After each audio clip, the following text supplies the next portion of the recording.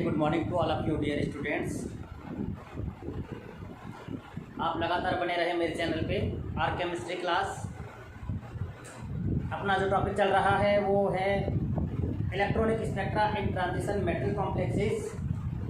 हमने पहले इसके ऊपर डिस्कशन इसके जनरल इंट्रोडक्शन पे कर लिया। अब हमारा अगला जो टॉपिक है उसके लिए हम लोग बात करेंगे कि जो ट्रांजिशन मेटल कॉम्प्लेक्सेस होते हैं वो कलर्ड होते हैं। ट्रांजिशन मेटल कॉम्प्लेक्सेस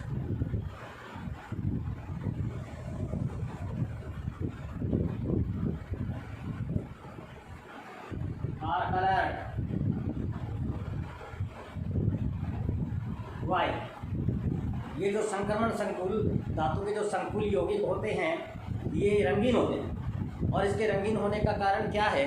इसके दो कारण दिए गए हैं।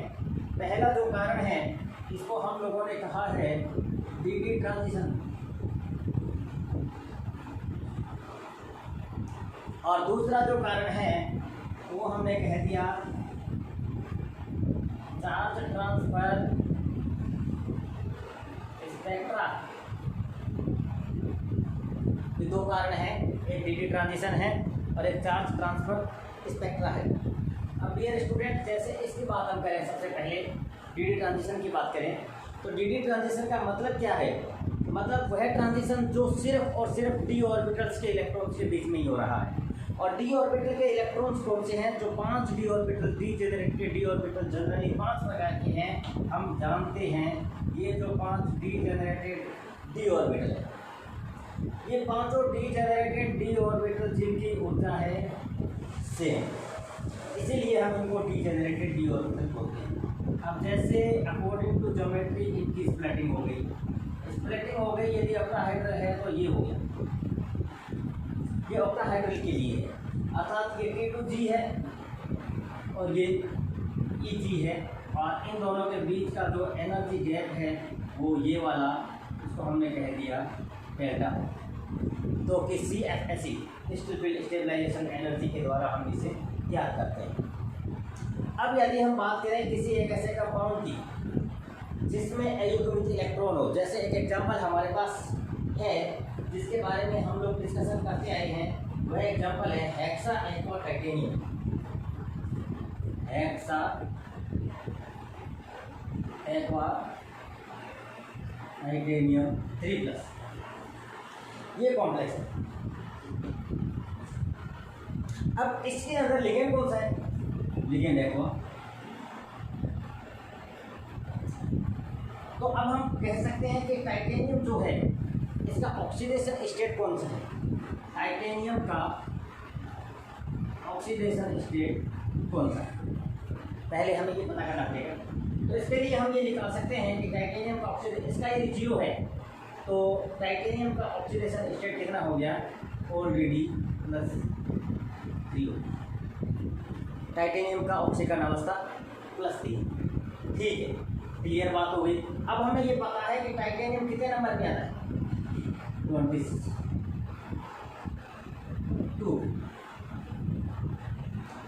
पे आता है। तो इसका इलेक्ट्रॉनिक कॉन्फ़िगरेशन क्या है? 3d2 4s। तो बाह्यतम कोष में कितने इलेक्ट्रॉन? 2। और ये टाइटेनियम यहाँ ऑक्सीडेशन स्टेट कितनी है? +3। तो टाइटेनियम +3 की बात करेंगे तो कितना आ जाएगा? 2 तो ये इलेक्ट्रॉन रिमूव हो जाएंगे और एक इसमें से हो जाएगा, तो 3d1। तो इलेक्ट्रॉनिक कॉन्फ़िगरेशन अर्थात डी में इलेक्ट्रॉन इसका 1 है। और ऑक्टाहाइड्रल कॉम्प्लेक्सेस है, हेक्सा एक्वा है, ऑक्टाहाइड्रल कॉम्प्लेक्सेस है तो डी ऑर्बिटल की स्पेक्ट्रम सेम यही होगी। इलेक्ट्रॉन जो 1 है वो कहाँ जाएगा? 3d1 वाला यहाँ जाएगा। अब यही पढ़ रहे हैं। अब यदि हम इसको HNO देते हैं, जैसे हमने प्रीवियस लेक्चर में कहा, तो ये इलेक्ट्रॉन एक्साइटेड होकर के हायर एनर्जी लेवल पे चला जाता है। अब यहाँ पर T2G डी ऑर्बिटल का है, ये डी का ही है। डी का कौन से हैं? ये DH2, DXY, DYZ और DXZ, ये 3 ऑर्बिटल है। तो इन तीनों में से इलेक्ट्रॉन DXY में यदि यहाँ है तो इलेक्ट्रॉन यहाँ गया है, ये डी जेड स्क्वायर और d z x square minus y square, तो ये इलेक्ट्रॉन ऊपर डी में गया। तो यहाँ पर हम ये कह सकते हैं कि इलेक्ट्रॉन इस लोअर एनर्जी लेवल से हाई एनर्जी लेवल में गया है, लेकिन दोनों में ऑर्बिटल सेम है। यहाँ भी डी है और यहाँ भी डी है। यहाँ डी का T2g है, यहाँ डी का Eg है। ये लोअर एनर्जी लेवल है, ये हायर एनर्जी लेवल है। तो इलेक्ट्रॉन का ट्रांजिशन कहाँ हुआ? T2g से Eg में। ये बात समझने वाली है। इलेक्ट्रॉन कहाँ गया? T2g से Eg में गया। तो किसके द्वारा गया? प्लस hν के द्वारा। या वापस यदि माइनस hν हो जाए तो ये वापस इलेक्ट्रॉन T2g में आ जाए ऐसे। ये तो प्लस hν और ये माइनस hν। वापस कहाँ गया? वापस ये गया Eg से T2g में। तो कहाँ हो रहा है ट्रांजिशन? T2g से Eg में, Eg से T2g में। ये दोनों पार्ट किसके हैं? ये दोनों पार्ट d ऑर्बिटल के हैं। तो इनके बीच के अंदर जो ट्रांजिशन हो रहा है वही dd ट्रांजिशन होता है। क्लियर हो गया? dd ट्रांजिशन का मतलब यही है। इसी कारण ट्रांजिशन मेटल कॉम्प्लेक्सेस होते हैं वो कलर्ड होते हैं। लेकिन बात एक दूसरी और हम करते हैं। ये तो एग्जाम्पल ऐसा था जिसमें d ऑर्बिटल में इलेक्ट्रॉन पड़ा था। ये तो एक ऐसा एग्जाम्पल था जिसमें d में एक इलेक्ट्रॉन पड़ा है।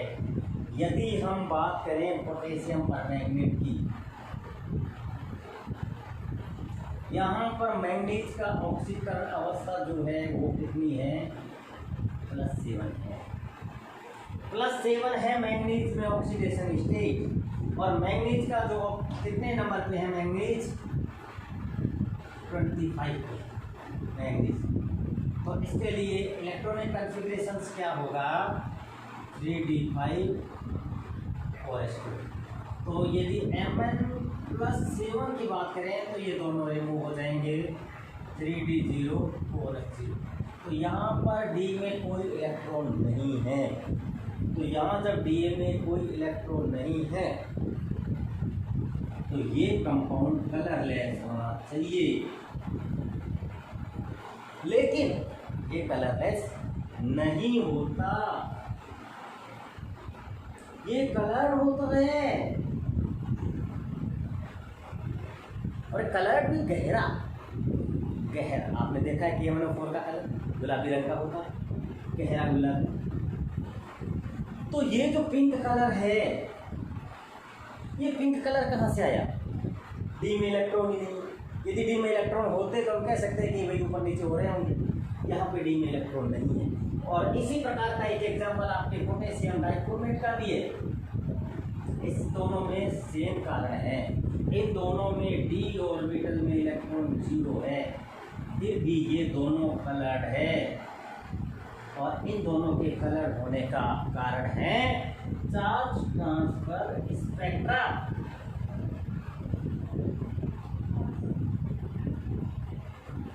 चार्ज ट्रांसफर स्पेक्ट्रा के कारण ये दोनों कलर्ड होते हैं, क्योंकि इनके डी में कोई इलेक्ट्रॉन नहीं होता, डी वैकेंट होता है। डी वैकेंट है तो इसमें कहीं डी ट्रांजिशन की संभावना नहीं होती। जहाँ डी ट्रांजिशन की संभावना नहीं है, डी में इलेक्ट्रॉन नहीं है, तो भी कलर्ड है। इसका मतलब यही है कि उनमें चार्ज ट्रांसफर स्पेक्ट्रा होता है। चार्ज ट्रांसफर स्पेक्ट्रा कितने प्रकार का होता है? 2 प्रकार का। एक तो होता है LMCT, एक होता है MLCT। LMCT का मतलब होता है ligand to metal charge transfer, और ये होता है metal to ligand charge transfer spectra. तो ये 2 कारण थे जिसके कारण हमें कंपाउंड जो है वो रंगीन दिखाई देता है अर्थात कलर दिखाई देता है।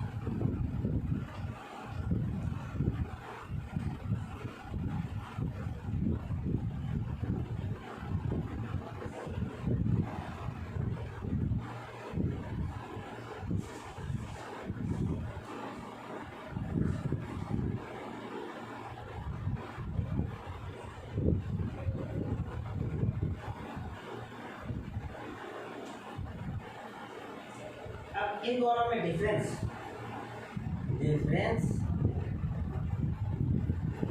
Between DD transition and charge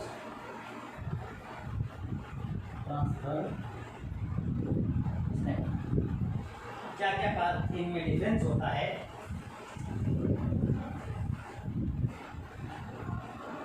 एक तरफ तो कर लेते हैं डीडी ट्रांजिशन और एक तरफ हम कर लेते हैं चार्ज ट्रांसफर स्पेक्ट्रम। इलेक्ट्रॉन का संकरण एक ही धातु आयन के डी कक्षकों के मध्य होता है। इलेक्ट्रॉन का transition between same D orbital, जैसा कि हमने किया था T2G से G और Ag से T2G। और इसमें क्या होता है, इलेक्ट्रॉन का संक्रमण धातु आयन तथा लिगेंड अणुओं के मध्य होता है। इलेक्ट्रॉन्स का transition of electron between metal ion and ligand.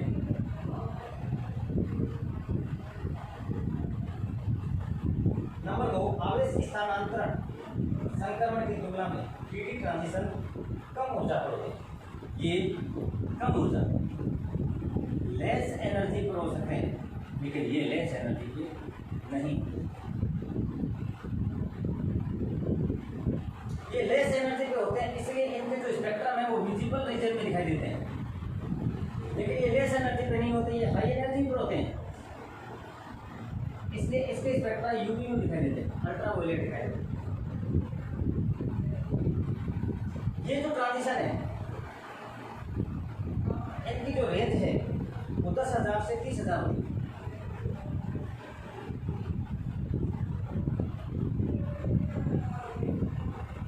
और इनकी जो रेंज है वो होती है 50,000।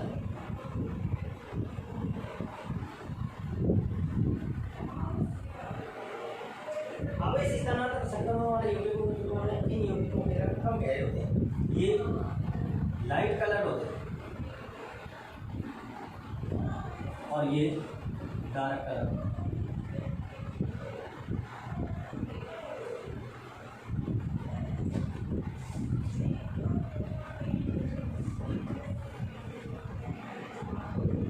ये जो डीडी संक्रमण है ये सिलेक्शन रूल का फॉलो नहीं करते। Note follow of selection rule. इस प्रकार के स्पेक्ट्रम की तीव्रता बहुत कम होती है। स्पेक्ट्रम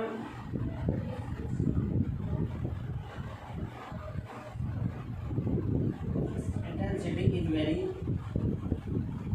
लेस, लेकिन ये वाले जो होते हैं ये सिलेक्शन रूल को फॉलो करते हैं।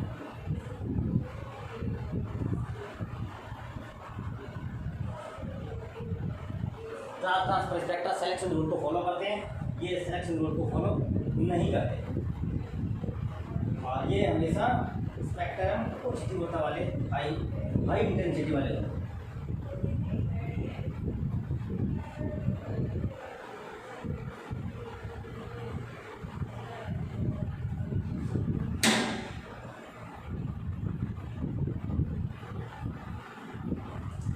कारण देख लीजिए डीडी ट्रांजिशन और चार्ज ट्रांसफर स्पेक्ट्रम में। डीडी ट्रांजिशन हमेशा इलेक्ट्रॉनों का जो ट्रांजिशन होता है वो सेम डी ऑर्बिटल में होता है, लेकिन यहाँ पर जो इलेक्ट्रॉनों का ट्रांजिशन होता है वो मेटल आयन और लिगेंड अणुओं के मध्य होता है। यहाँ पर ये हमेशा लो एनर्जी लेवल में होता है, ये हाई एनर्जी लेवल। जब एनर्जी लेवल लो है इसका मतलब रीजन कौन सा होगा, विजिबल। यहाँ एनर्जी यदि हाई है तो रीजन कौन सा होगा, अल्ट्रावायलेट। ये दोनों विजिबल अल्ट्रावायलेट ये स्पेक्ट्रम होता है उसी के ही पार्ट है। अब ये ट्रांजिशन का जो रेंज है वो डीडी ट्रांजिशन का रेंज है 10,000 से 30,000, यहाँ का रेंज है 50,000। तो इसका मतलब कलर जो है वो डीडी ट्रांजिशन में हमेशा हल्के रंग के होते हैं, जबकि ये हमेशा डार्क कलर गहरे रंग के होते हैं। सिलेक्शन रूल को डीडी ट्रांजिशन कभी फॉलो नहीं करता, लेकिन charge transfer spectra selection rule को फॉलो करता है। इसी कारण स्पेक्ट्रम की जो इंटेंसिटी होती है वो बिना सिलेक्शन रूल के फॉलो किए बिना इंटेंसिटी कम होती है। ये सिलेक्शन रूल का फॉलो करता है, इसलिए चार्ज ट्रांसफर स्पेक्ट्रा की इंटेंसिटी अधिक होती है।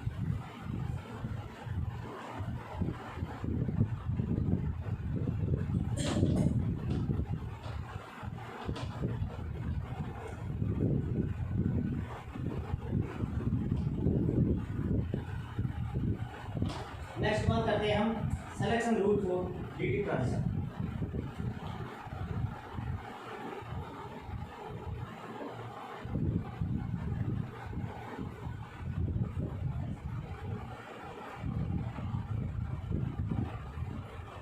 डीडी ट्रांजिशन की सिलेक्शन रूल की क्या रूल है? डी कक्षकों में इलेक्ट्रॉनों का संक्रमण जिन नियमों द्वारा संचालित किया जाता है उन्हें सिलेक्शन रूल कहते हैं। सिलेक्शन रूल यह बताते हैं कि इलेक्ट्रॉनों का ट्रांजिशन एक एनर्जी लेवल से किन किन एनर्जी लेवल में अलाउड है और किन किन के लिए यह फॉरबिडन। इस प्रकार जो ट्रांजिशन सिलेक्शन रूल को फॉलो करते हैं उन्हें allowed. Which transition is allowed follow of selection rule.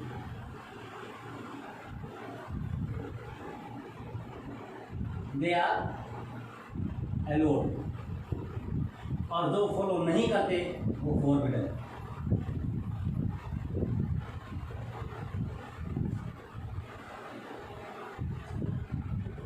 Selection rule की सहायता से बैंड की इंटेंसिटी की एक्सप्लेनेशन दी जाती है। बैंड की जो इंटेंसिटी है, band intensity is explain by selection rule.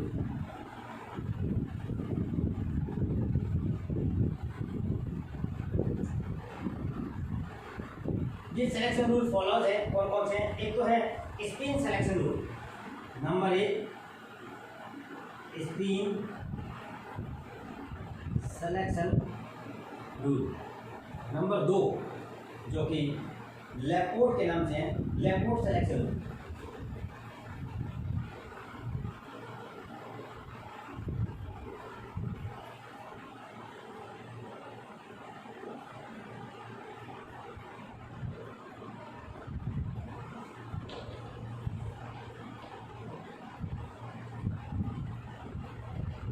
दो प्रकार के सिलेक्शन रूल है, स्पिन और लैपोर्ट।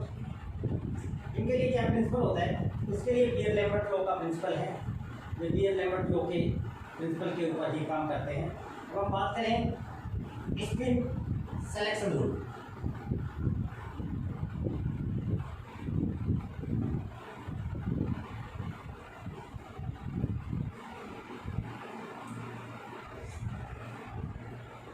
नंबर 1 इंपॉर्टेंट है, केवल वही इलेक्ट्रॉनिक संक्रमण अनुमत है जिनमें एलियोयुक्त इलेक्ट्रॉन की संख्या में कोई परिवर्तन नहीं होता।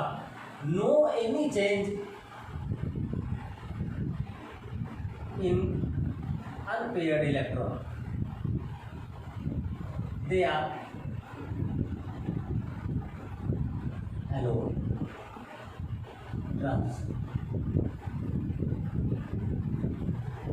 इंपॉर्टेंट चीज है ये, केवल वे ही इलेक्ट्रॉनिक संक्रमण अलाउड होते हैं, केवल वे ही इलेक्ट्रॉनिक संक्रमण अलाउड है जिनमें अनपेयर्ड इलेक्ट्रॉनों की संख्या में कोई परिवर्तन नहीं है। अर्थात हम कह सकते हैं कि एक ही संक्रमण, नंबर 2, एक संक्रमण तभी अनुमत हो सकता है जब परिणामी चक्रण क्वांटम संख्या में परिवर्तन रिजल्टेंट स्पिन क्वांटम संख्या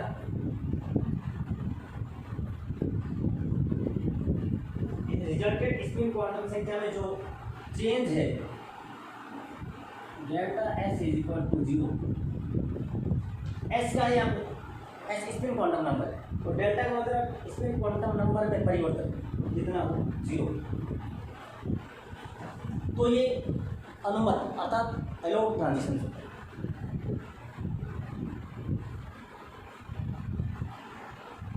और जिनके लिए डेल्टा एस की वैल्यू नॉट इक्वल टू 0 है तो वो क्या होंगे, फॉरबिडन होंगे। मतलब स्पिन में जो वेरिएशन है वो 0 नहीं है, या तो 0 से कम है या 0 से ज़्यादा है, तो वो ट्रांजिशन सारे के सारे वर्जित होंगे। वो ट्रांजिशन एलो नहीं होंगे। एलो ट्रांजिशन सिर्फ वही होंगे जो स्पिन जिनमें वेरिएशन है वो 0, अर्थात स्पिन सबकी एक जैसी रहनी चाहिए, स्पिन में वेरिएशन नहीं। केवल उन ऊर्जावस्थाओं में इलेक्ट्रॉनिक संक्रमण संभव है जिनकी मल्टीप्लिसिटी समान हो, same multiplicity.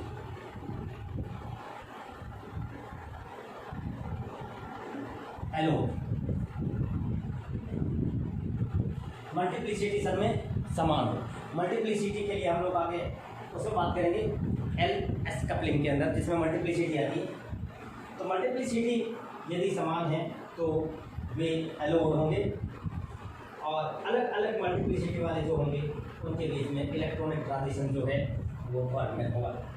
Different multiplicity format,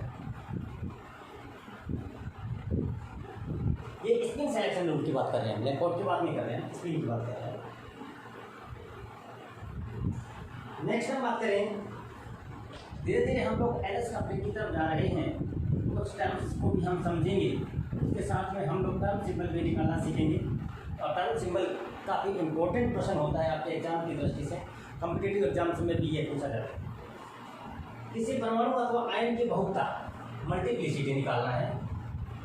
अभी हम बात कर रहे थे मल्टीप्लिसिटी, किसी भी मॉलिक्यूल की या आयन परमाणु अथवा आयन की मल्टीप्लिसिटी उसमें उपस्थित अयुग्मिक इलेक्ट्रॉनों की संख्या पर डिपेंड करती है। तो multiplicity are depend on unpaired electron.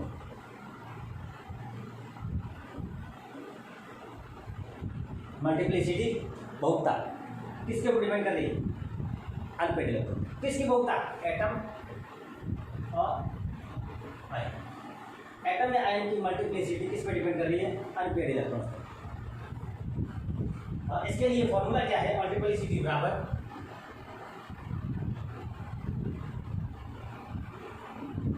Multiplicity बराबर बहुता बराबर 2s+1, या हम इसको कह सकते हैं n+1। अब यहाँ पर क्या है, s क्या है, परिणामी चक्रण संख्या, s रिजल्टेंट स्पिन नंबर,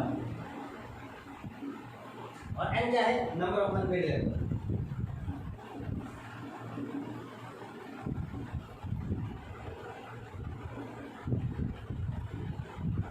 तो ये मल्टीप्लिसिटी निकालने का फॉर्मूला है, आपको ध्यान देखना है। आगे एलएस कपलिंग के अंदर भी आएगा।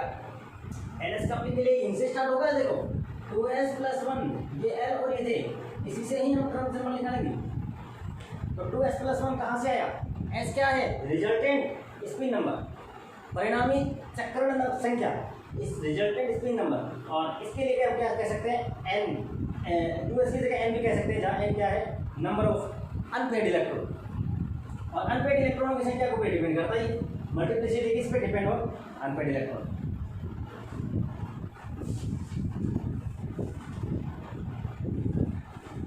अब एक टेबल बना रहे हैं जिसके अंतर्गत आप लोग थोड़ा सा देखेंगे, थोड़ा सा लेक्चर आपका आज लंबा हो सकता है। सोचता हूँ कि टॉपिक ये पूरा हो जाए, नेक्स्ट टाइम में क्या पता है एग्जाम्स भी चालू हो जाएंगे, कि आपका ऑनलाइन क्लास हो ना हो, यदि होगी तब तक हम पढ़ा देंगे, कोई दिक्कत नहीं। आप लोग बने रहें मेरे साथ, मेरे चैनल पर आज केमिस्ट्री क्लास। विभिन्न अयौगिक इलेक्ट्रॉन से संबंधित बहुता तथा स्पेक्ट्रमी। अब यहाँ पर क्या है, एक टेबल में बात करेंगे हम, जिससे हम लोग सब कुछ निकालने की कोशिश करेंगे। एक तरफ क्या है, अयौगिक इलेक्ट्रॉनों की संख्या, नंबर ऑफ, टेबल को ध्यान से देखिएगा, इससे 2s+1 या n+n कैसे निकलता है, कैसे डबलेट होता है, कैसे ट्रिपलेट होता है, कैसे क्वाड्रेट होते हैं, वो सारी चीज़ मैं आपकी इस टेबल के अंदर बताने की कोशिश करूँगा। और आप समझिएगा, बहुत important, number of unpaired electron.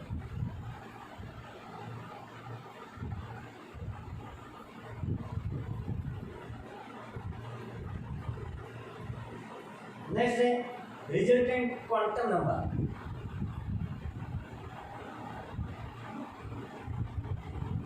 जिसको हम लोग एस कह देते हैं। बहुता, मल्टीप्लिसिटी।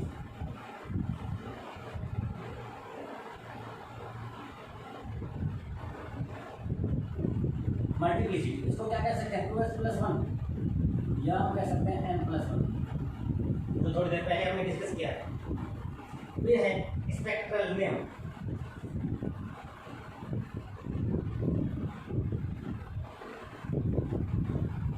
अभी हम इस टेबल को पूरा कर लेते हैं समझाने के लिए, केवल एग्जांपल्स के द्वारा।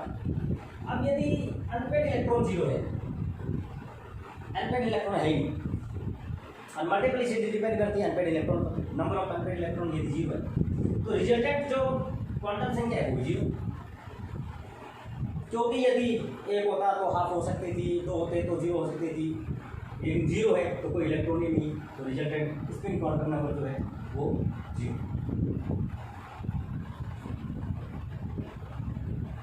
मल्टीप्लिसिटी की बात करेंगे तो जब s की वैल्यू 0 है, ये s है, इसकी वैल्यू 0 है, तो ये यहाँ पे क्या आ जाएगा, कितनी वैल्यू आ जाएगी, 2s प्लस में s की वैल्यू 0, 2 × 0 + 1 कितनी आ गई, 1। क्लियर हो गया ना, s की वैल्यू कितनी 0, 2 × 0 + 1, 0 + 1। इसके लिए क्या मिलेगा हमें, स्पेक्ट्रल नेम सिंगलेट बात होगी, समझ में आ रहा है, अभी तक 0 से चालू किया। अब हम नेक्स्ट बात करें, अनपेड इलेक्ट्रॉन यदि 1 हो, अनपेड इलेक्ट्रॉन 1 हो सकता है। जैसे थोड़ी देर पहले हमने टाइटेनियम हेक्सा एक और टाइटेनियम का एग्जाम्पल लिया था, जिसमें डी में सिंगल इलेक्ट्रॉन, तो यदि 1 तो रिजल्टेंट स्पिन क्वांटम नंबर क्या हो सकता है, रिजल्टेंट स्पिन क्वांटम नंबर क्या हो सकता है, हाफ होगा, ए प्लस भी हो सकता है, माइनस भी हो सकता है, ठीक है, हाफ है। अब हम एस की वैल्यू, एक अनपेड इलेक्ट्रॉन है, एस की जगह क्या रखेंगे, हाफ रखेंगे, तो कितना हो जाएगा, 2 × हाफ + 1, ये दोनों कट जाएंगे, एक और एक हो जाएगा। यहाँ पर एन की वैल्यू कितनी थी, यहाँ एन की value 1, unpaired electron, number of unpaired electron n, तो एन की जगह यदि हम 1 रखें, यहाँ भी ये देख लो 1 + 1 = 2, यहाँ भी हम रखें तो यहाँ पर क्या है, अनपेड इलेक्ट्रॉन 0 है, एन की वैल्यू क्या है, 0 + 1 = 1। तो यहाँ 2 आ रहे हैं, 2 आने के बाद मतलब क्या हो गया, ये डबल हो गया। डबल को हम लोग यहाँ पे क्या बोलेंगे, सिंगल को हमने क्या कहा था, सिंगलेट, डबल को हम लोग क्या कहेंगे, डबलेट।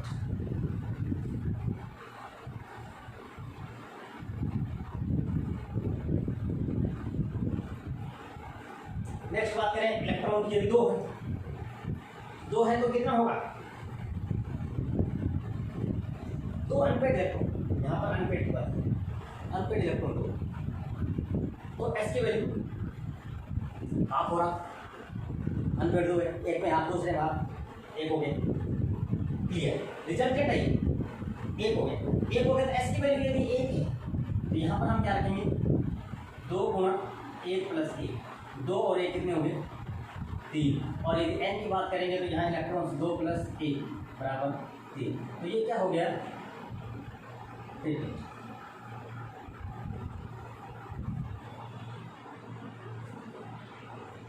के लिए क्लियर हो गया, वही 1 की जगह क्या हो जाएगा, 1 और हाफ कितना हो जाएगा, 3/2 के लिए यहाँ पर कितना आ जाएगा, 3/2 × 2 + 1, 2 से 2 कैंसिल, 4 आ गया, 3 इलेक्ट्रॉन अनपेड है, 3 + 1 = 4 आ गया, तो ये क्या हो जाएगा, क्वार्टेट, चतुष्ट।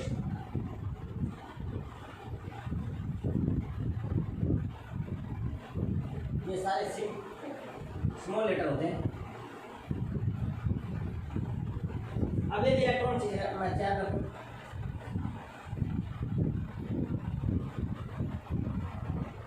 4 इलेक्ट्रॉन तो कितने, 2 जाएंगे, इसके बाद 2 जाएंगे तो कितने हो जाएंगे, 2 × 2 + 1 = 5, यहाँ भी कितने, 4 + 1 = 5, तो 5 हो जाएंगे, तो 500 वाले दिखेंगे हमें, तो इसको हम कह देंगे क्विंटेट।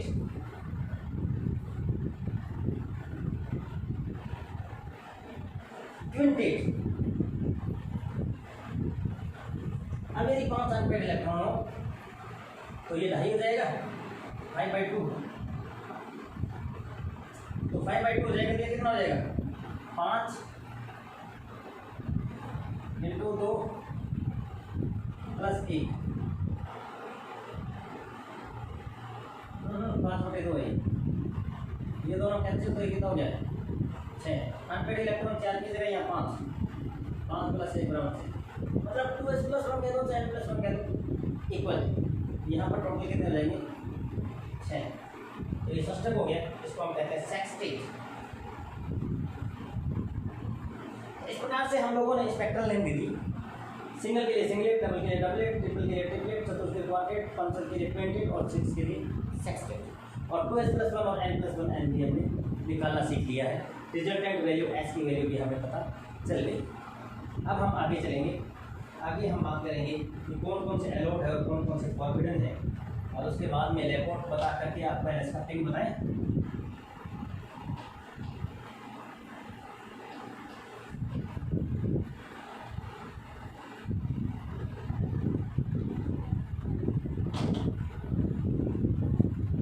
एलोट ट्रांजिशन,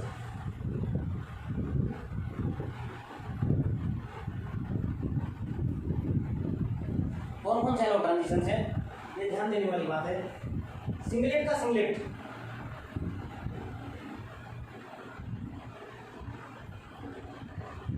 ये एलोट। डबलेट का डबलेट,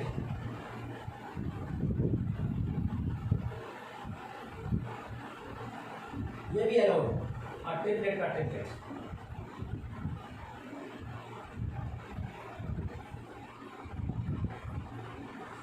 सभी ये एलोट है, ये सभी एलोट ट्रांजिशन। लेकिन कुछ फॉरबिडन है, और कौन से ये एलोट फॉरबिडन, कौन कौन से? ट्रिपलेट, सिंगलेट का ट्रिपलेट,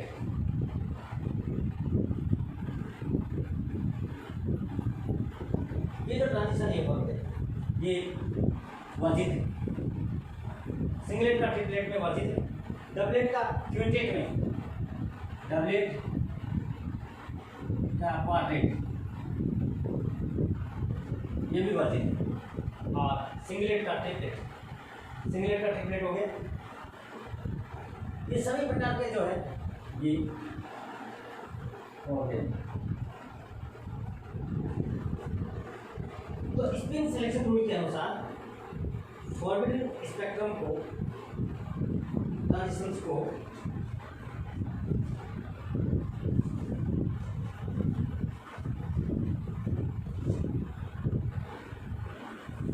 इस प्रकार से दिखाते हैं। जब s = 0 मिटाते हैं स्पेक्ट्रम,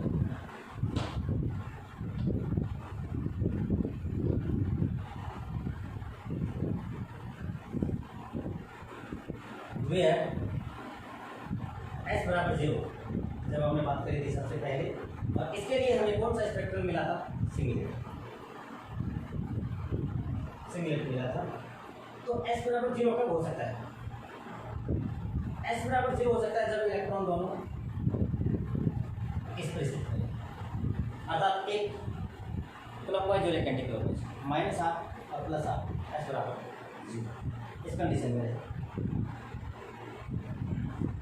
ये high energy level, low energy level, इससे ये इस प्रकार से चला जाए, एक इलेक्ट्रॉन यहाँ पर, एक इलेक्ट्रॉन यहाँ, कोई दिक्कत नहीं, हो सकता है।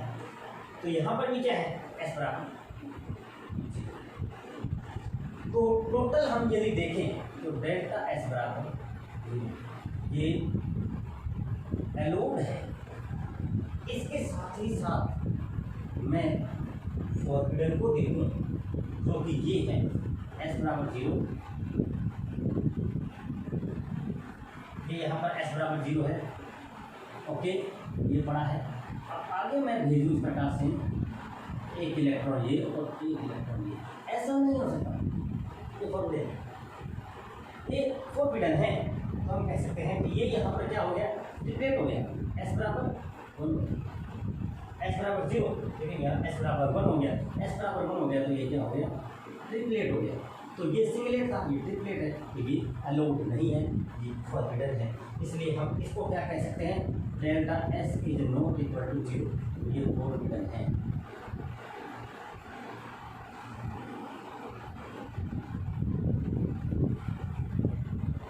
अब कुछ ब्रेकडाउन है, इसमें सुनिए, थोड़ा सा ध्यान से देखिएगा, सुनिए। संक्रमण धातु संकुलों में यह अपेक्षा की जाती है कि बढ़ते परमाणु क्रमांक के साथ साथ एक मुक्त इलेक्ट्रॉन की संख्या में बढ़ने से स्वीकृत इलेक्ट्रॉनिक संक्रमणों की संभावनाएं बढ़ेगी, परंतु इसके विपरीत यह पाया जाता है कि इलेक्ट्रॉन की संख्या में वृद्धि के साथ साथ स्पिन ऑर्बिट कपलिंग भी बढ़ती जाती है, जिस कारण कॉम्प्लेक्सेस के स्पेक्ट्रम में स्पिन ऑर्बिटल बैंड भी दिखाई देते हैं। थस प्राप्त spin orbital band spin allowed band की तुलना में अधिक वीक होते हैं। संक्रमण कक्षा के रूप में बढ़ने के कारण बैंड स्पेक्ट्रम प्राप्त होता है, जो कि सघन एवं अस्पष्ट होता है तथा इनमें वर्जित बैंडों की संख्या अधिक होती है। नाभिकीय आवास में ऊपर से नीचे की ओर बढ़ने पर संक्रमण कक्षा संक्रमण बढ़ता है, जिससे संक्रमण वर्जित संक्रमणों की संख्या भी बढ़ती है। यह प्रभाव हैवी एटम इफेक्ट है। इसी प्रकार से लैपोर्ट सिलेक्शन रूल भी है, जो कि ज्योमेट्री पे डिपेंड करता है। ज्योमेट्री अलाउड और ज्योमेट्री फॉरबिडन को बताता है लैपोर्ट सिलेक्शन रूल। हम लोग जानते हैं कि एस ऑर्बिटल की ज्योमेट्री स्फेरिकल होती है, तो उसमें कोई ज्योमेट्री नहीं होती, अर्थात हम कह सकते हैं कि एस व डी कक्षकों की आकृति के आधार पर हम कह सकते हैं कि कौन सा जीरेड है और कौन से जीरेड नहीं है। हम लैपोर्ट सिलेक्शन रूल की बात कर रहे हैं, जो कि ज्योमेट्री के ऊपर डिपेंड करेगा।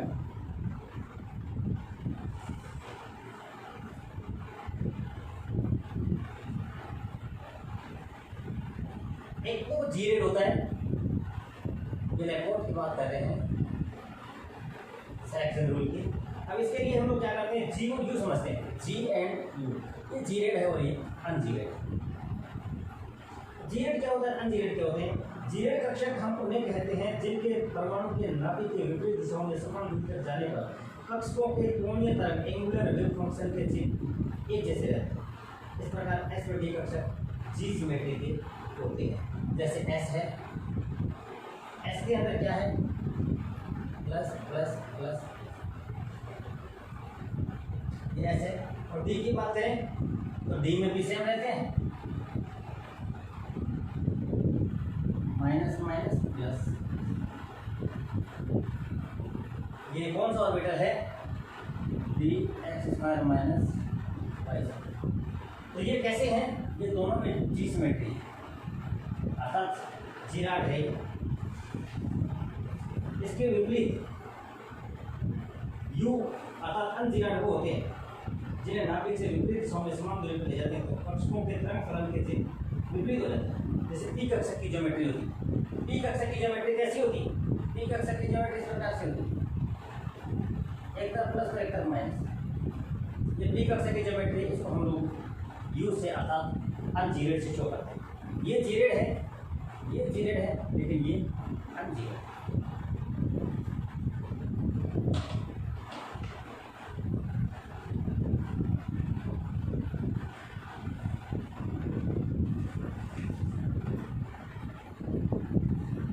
अब इसमें कौन कौन से संक्रमण अलाउड है, कौन से नहीं है। मैं अलाउड की बात करूं, अलाउड जो है वो है जीरेड से अनजीरेड, मतलब ये जीरेड टू अनजीरेड के अलाउड है, या फिर आप कह सकते हैं अनजीरेड टू जीरेड, ये अलाउड है। और जो फॉरबिडन है वो कौन से हैं, फॉरबिडन जी से जी, जीरेड से जीरेड है, और अनजीरेड से अनजीरेड है। ये फॉरबिडन है, ये अलाउड। तो जनरली हम ये कह सकते हैं, क्या कह सकते हैं कि जी से यू अलाउड, लेकिन जी से जी फॉरबिडन, और यू से यू फॉरबिडन, और यू से जी अलाउड। तो ये अलाउड है, ये अलाउड है, ये दोनों फॉरबिडन। अर्थात जीराड से जीराड, और अनजीराट से अनजीराट, यही अलाउड। जीराट से अनजीराट और अनजीराट से जीराट ये हमेशा फॉरबिडन नहीं। जीराट से जीराट से अनजीराट, जीराट से अनजीराट और अनजीराट से जीराट ये अलाउड। और सेम ज्योमेट्री के यदि ट्रांजिशंस है जैसे यू टू यू अर्थात अनजीराट टू अनजीराट या जीराट टू जीराट, ये सभी फॉरबिडन होंगे। हम जानते हैं सभी प्रकार के कक्षकों की समिति भी एक समान होती है, अतः समान समिति के कक्षकों के इलेक्ट्रॉनों का संक्रमण लैपोर्ट फॉरबिडन, क्योंकि वास्तव में इलेक्ट्रॉनों का संक्रमण गया होकर के इलेक्ट्रॉनों का रीडिस्ट्रीब्यूशन है। अष्टमूल्य के संकुलों में पाया जाने वाला डी संक्रमण वर्जित, अर्थात ऑक्टाहाइड्रल के अंदर पाया जाने वाला कि हमने थोड़ी देर पहले कह ली थी कि डी संक्रमण हो सकता है या ये फॉरबिडन है अकॉर्डिंग टू लैपोर्ट सिलेक्शन। संकुलों के इलेक्ट्रॉनिक संक्रमण के परिणामस्वरूप एजीमुथल क्वांटम नंबर एल में होने वाला परिवर्तन लैपोर्ट संक्रमण है। इस प्रकार संक्रमण होते हैं एजीमुथल क्वांटम नंबर में कोई परिवर्तन नहीं होता, वर्जित संक्रमण है। तो delta l is not equal to 0। तो प्लेन के लिए एल का मान ये तो हम जानते हैं 2 होता ही डी कक्षक के लिए, और डीडी संक्रमण में डेल्टा एल का मान 0 है अर्थात डीडी संक्रमण वर्जित है। इसके विपरीत delta L square plus minus 1 लैपोर्ट अनुमत अलाउड ट्रांजिशन। इस प्रकार एस का पी में और पी का डी में ये अलाउड है, और एस का एस में, पी का पी में, एस का डी में और डी का डी में ये फॉरबिडन है। ये हमारे कुछ सिलेक्शन रूल्स थे जिनको आपने गिन करके पढ़ाई की। अब हम आगे स्पेक्ट्रोस्कोपी ग्राउंड स्टेट की बात करेंगे जो कि नेक्स्ट लेक्चर में होगा। आप लोग बने रहें मेरे साथ और मेरे YouTube channel are chemistry class को सब्सक्राइब करते रहिए, लाइक करते रहिए और शेयर करते रहिए अपने दोस्तों को, अपने क्लासमेट्स को, अपने दूसरे कॉलेज के विद्यार्थियों को, जहाँ भी चाहें आप वीडियो को शेयर कीजिए, पढ़िए और असाइनमेंट भी कंप्लीट कीजिए और कंटिन्यूस बने रहे डूंगर कॉलेज की फैकल्टी के साथ और सब्सक्राइब करते रहें आर केमिस्ट्री क्लास। बहुत बहुत धन्यवाद, आप सभी का बहुत बहुत धन्यवाद।